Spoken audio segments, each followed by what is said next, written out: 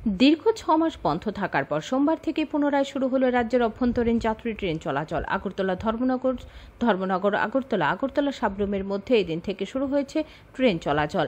6 জোড়া demo train ও সপ্তাহে 4 দিন 4 জোড়া যাত্রী ট্রেন চলবে এখন থেকে। বর্তমানে কোভিড-19 পরিস্থিতিতে যাত্রীদের কিছু বিধিনিষেধ মেনে চলতে হবে ট্রেন যাত্রার সময়। স্টেশনগুলিতে রয়েছে থার্মাল স্ক্রিনিং এর ব্যবস্থা। যাত্রী বিধি মেনে চলাচল করাও সতর্ক থাকার জন্য প্রশাসন থেকে বলা হয়েছে। আগরতলা রেল স্টেশনে স্টেশন মাস্টার শুভেন্দু বিশ্বাস জানান, এদিন সকালে ধর্মনগর থেকে একটি ট্রেন আগরতলা এসেছে, সাবরুম থেকেও একটি ট্রেন এসেছে। সকল ধরনের স্বাস্থ্যবিধি মেনে ট্রেন পরিষেবা চালু করা হয়েছে। ট্রেনের অভ্যন্তরে একটি সিটে 3 জনের পরিবর্তে 2 জন করে যাত্রীকে বসার জন্য বলা হয়েছে।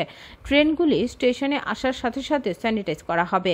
অপরদিকে অনেকদিন পর ট্রেন পরিষেবা চালু হয় যাত্রীরাও যথেষ্ট খুশি, কারণ রাজ্যের অভ্যন্তরে ট্রেন পরিষেবা চালু হওয়ার ফলে যাত্রীরা সহজে এক স্থান থেকে অন্য স্থানে যেতে পারবে।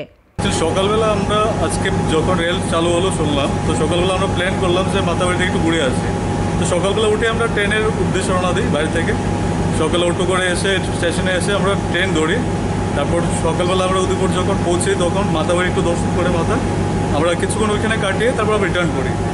তো হ্যাঁ, অনেকদিন বন্ধ ছিল, তার জন্য অনেকটাই চাপে ছিল। আমরা বাড়ি বা কোথাও ঘুরতে, লোকাল ট্রেন তো এটা, তো ত্রিপুরায় কোথাও যেতে পারছিলাম না, অসুবিধা হচ্ছিল অনেকটা।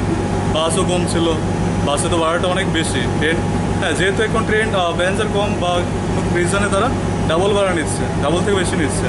তো এইটা একটু হয়তো আগে এটাও তো কম করলে বেটার হবে, সবার জন্য সুবিধা হবে আর কি।